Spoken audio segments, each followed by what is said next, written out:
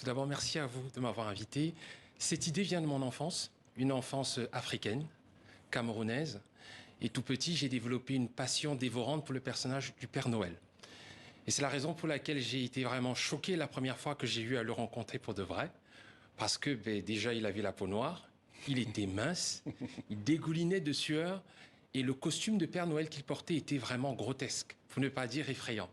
Donc j'ai vraiment eu une sorte de petit traumatisme. Et à partir de là, j'ai développé la conviction que le Père Noël ne cadre pas avec l'environnement d'un petit enfant africain. Des années plus tard, en France, j'ai découvert à ma grande surprise qu'il n'y avait pas que le Père Noël qui ramène des cadeaux aux enfants. Il y a Saint-Nicolas, par exemple, dans la région de Nancy, mais il y a aussi Ded-Moros en Russie, ou encore la Befana en Italie. Et c'est là que je me suis dit, mais pourquoi ne pas avoir un personnage adapté à la réalité, au contexte des petits enfants d'Afrique, qui leur amènerait des cadeaux la veille de Noël? Qu'est-ce qui vous a inspiré dans l'élaboration du personnage de Mama Tinga? Alors, d'abord ma mère. C'est un personnage féminin, la maman africaine. C'est Kamara Lai, c'est aussi pour ça qu'elle s'appelle Mama. C'est vraiment cette évocation de maman. Et après, il y a aussi un imaginaire assez riche. Mary Poppins, de P.L. Travers, qui a bercé aussi mon enfance, et aussi même Willy Wonka, avec sa fameuse chocolaterie, parce que la spécialité de Mama Tinga Tinga, c'est de ramener des bonbons en chocolat made in Côte d'Ivoire. Alors, le nom de Mama Tinga fait référence notamment à la langue swahili. C'était une volonté de votre part de l'appeler ainsi? Tout à fait. Le mot Tinga Tinga est un mot issu du Swahili. C'était pour marquer la dimension panafricaine du personnage, puisque le Swahili est la langue la plus parlée sur le continent africain. Vous êtes venu avec un objet que j'aperçois en face de moi. Il symbolise Mama Tinga. Pour quelle raison? Tout simplement parce que, de la même manière que pour accueillir le Père Noël, on prépare un sapin, pour Mama Tinga Tinga, on prépare une calebasse. Pourquoi? Déjà parce que les sapins, ça ne pousse pas beaucoup en Afrique, nous serons d'accord, alors que la calebasse est beaucoup plus endémique. Et donc ici, on a une calebasse qu'il faut décorer, parents et enfants réunis. Comme cela, là par exemple, c'est une calebasse venue du Sénégal, décorée par des artistes sénégalais. Et là, on n'a fait qu'ajouter une guirlande. Mais on peut aussi prendre une calebasse toute naturelle, qu'on en aperçoit beaucoup sur les marchés africains, et qu'on décore avec du tissu pagne. Voilà, donc Mama Tinga Tinga dépose ses cadeaux dans une calebasse et pas au pied d'un sapin. C'est important à souligner. Vous dites que Mama Tinga est un personnage panafricain. Par quoi se caractérise son panafricanisme? Déjà, il se caractérise par le fait que c'est la reine des enfants d'Afrique. Elle défend les enfants d'Afrique.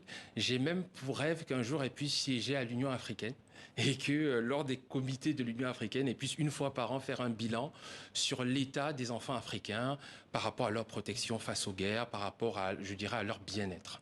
Donc, elle adresse tous les enfants d'Afrique et surtout dans sa tournée, de la même manière que Père Noël fait le tour du monde, elle fait tous les pays africains.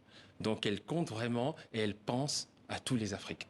Alors, vous avez présenté le personnage de Mama Tinga dans plusieurs pays africains. Oui. Comment cette figure est-elle reçue par les enfants que vous avez rencontrés? Elle est reçue très positivement, tout simplement parce que les enfants ne sont pas dupes. J'ai eu à faire la présentation du personnage à Douala.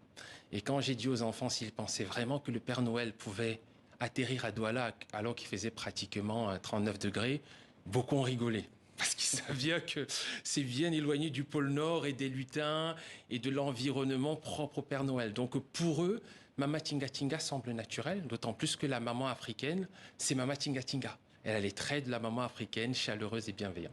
Alors, au-delà du continent africain, Mama Tinga reçoit-elle un écho positif en dehors de l'Afrique? Tout à fait, parce que Mama Tinga Tinga, c'est la reine des enfants d'Afrique.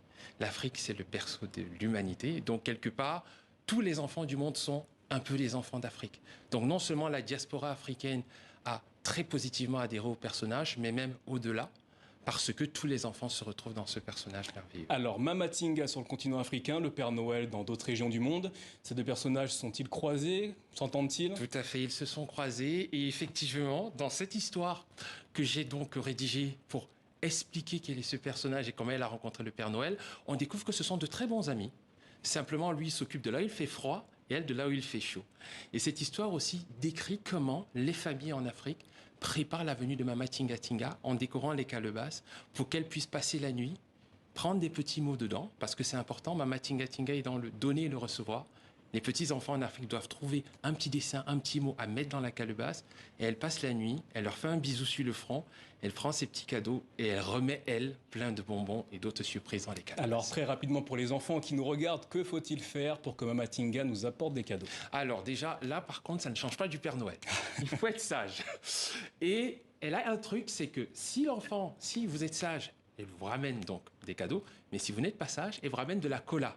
Ah, et là, c'est autre chose. Voilà, effectivement, ça n'a pas la même saveur. Merci Jules Kamga d'être venu nous parler de Mama Tinga ce soir dans le Journal Afrique. Merci à vous. Merci beaucoup.